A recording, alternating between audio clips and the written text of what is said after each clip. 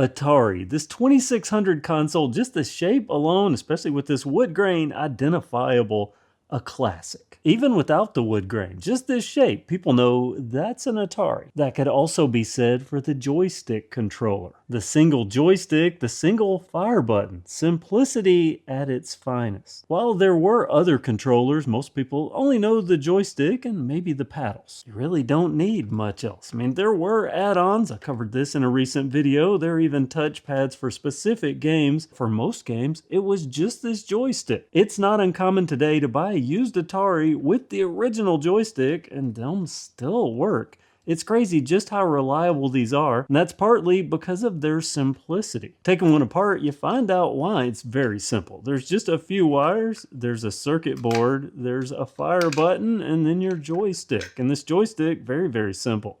Just look at this. There's the rubbery movie bits. It settles in and goes in one of the 8 directions, up, down, left, right, and the halfway points in each of the quadrants. And getting to the core of it, here's the internal workings. Taking this joystick out, you can see there's some tabs here. Taking this board out, looking at it, you can see there's these little spring plates, and these press down. There are 4, well 5 if you count the fire button, but if I put this joystick here and we go up, it presses on this one. I go down, presses here, the same thing for the left and the right. Going up and to the left would actually press on both of these.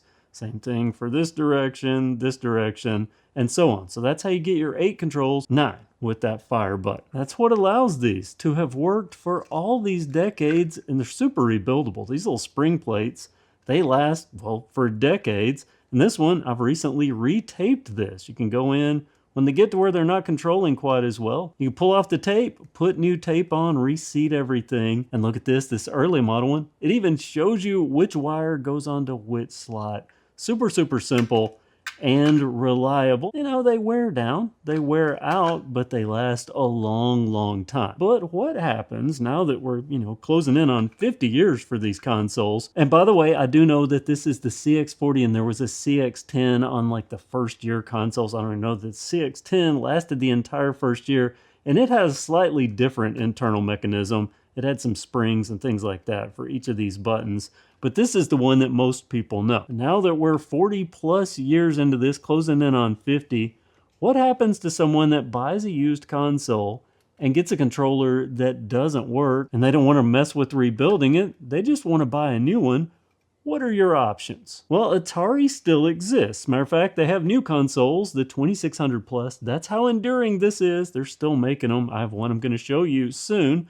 They also make wireless versions of the joystick. I've shown this in a previous video, but they also make a wired version of this. They're called the CX40 Plus now because the Atari Plus platform, but it will work on vintage Ataris. I could buy a CX40 wireless or wired. This old 1982 Atari console, a new CX40 Plus controller, will plug right into it and work and feel just like the original. There's always been an aftermarket for Atari controllers. These are some legacy aftermarkets I'll be talking about in another video.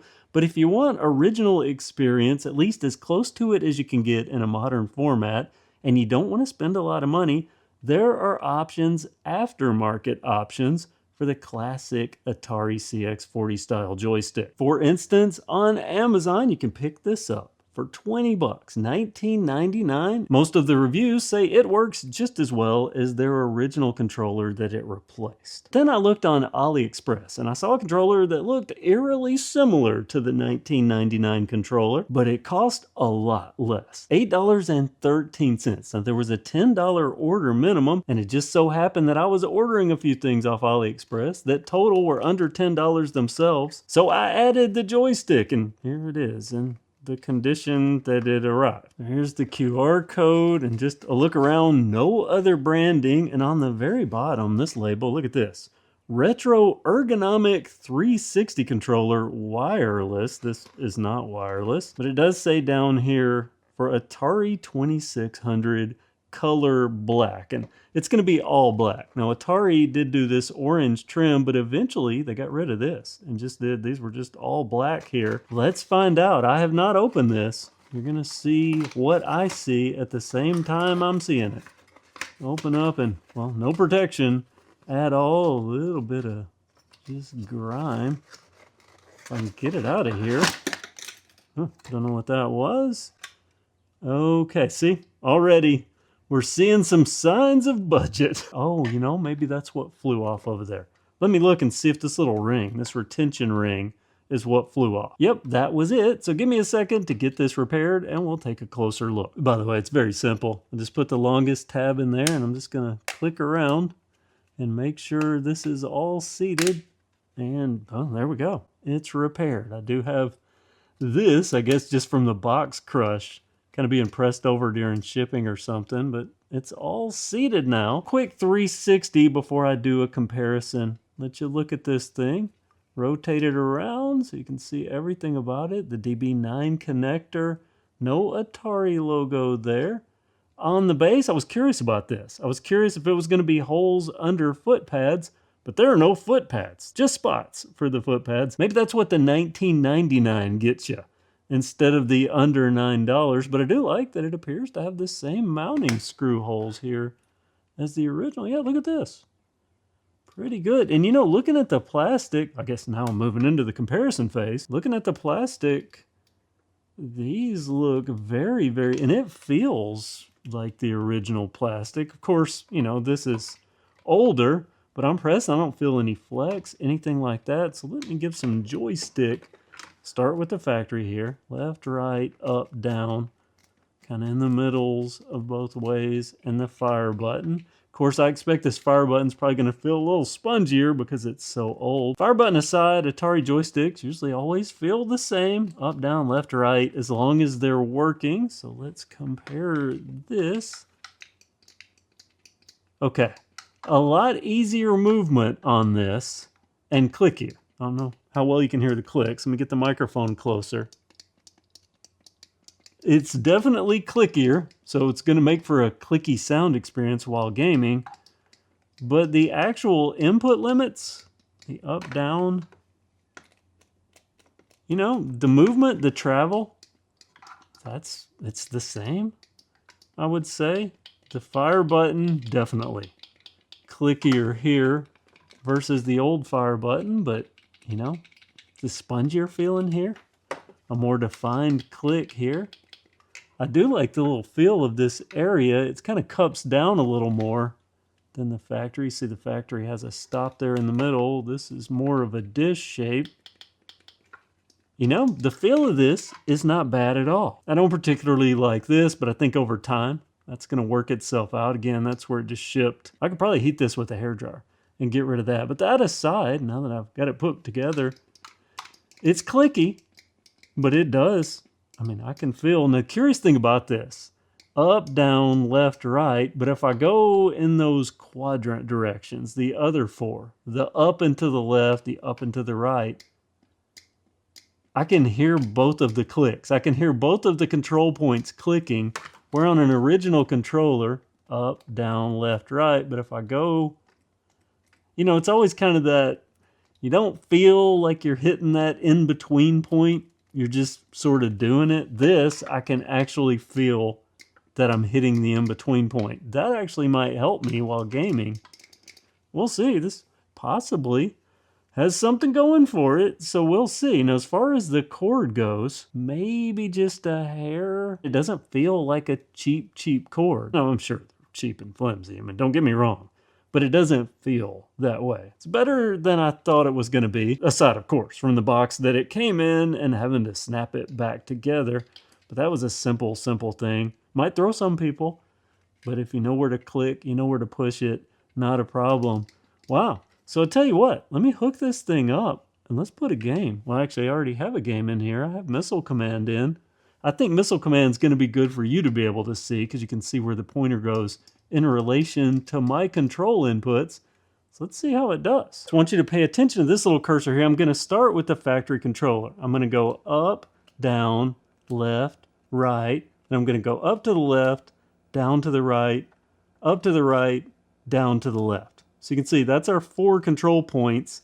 If I go around, I am making a circle, but you can see it's not like that fluid circle that it would be on, say, an Xbox or a PlayStation, a modern controller. This is definitely a thinner wire. As soon as I uncoiled it, I was able to tell it is a visibly thinner wire but the stiffness feels about the same. I mean, it's a little more stiff because it's old, but it's not that ultra cheap pliable is what I was getting at. Also, look at this. The DB9 connector, the Atari logo, no Atari logo, but it's also smaller.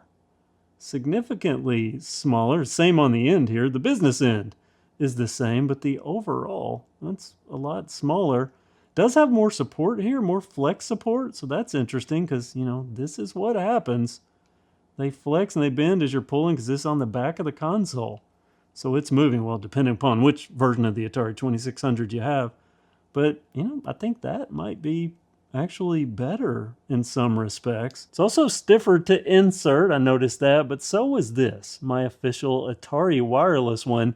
So I guess just the new versus the old, but something I want to note too. Okay, here we go. Is it going to control the same? I have up, I have down, I have left, I have right, up and left, down and right, up and right, down and left. Yeah, this feels, here's the circles. It feels very similar, but a little different. I'm not gonna lie, just the stiffness is not there. I think I said earlier, the younger players, smaller hands are probably gonna like this a little better. At least the initial feel. Seems to be a little easier to get the inputs going. At least my opinion. Let's see this fire button. Yeah.